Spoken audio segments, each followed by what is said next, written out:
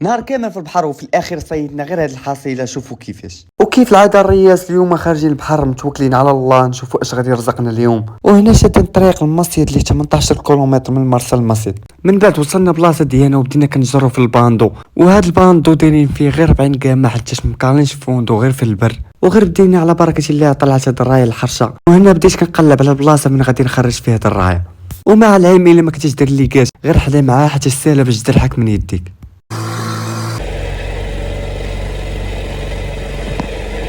من بعد مني ساليت الفكان ديال الرايه رجعت نكمل الخدمه ديالي، وطلعت لي القمرونه عزلت خليت حتى نسالو ونرجع ناكل. وهنا الريس من يقلب الشبكه الفرشيه لصقت في عين الطاوي حتى فكيناها.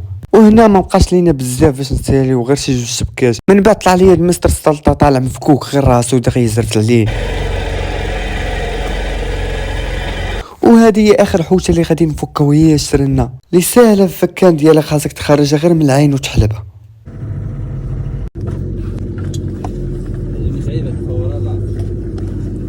وهنا كنا سالينا كنجر في الباندو باش نرجعو نكاليو. وهذه هي الحاصله اللي صيدنا اليوم، الله يجعل البركه.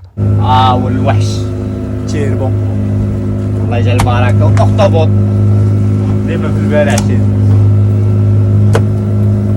وما تنساش يا اخي الكريم تخلي معك ديك متابعه، ولا ما درتيهاش فاعلم ان الشيطان منعك.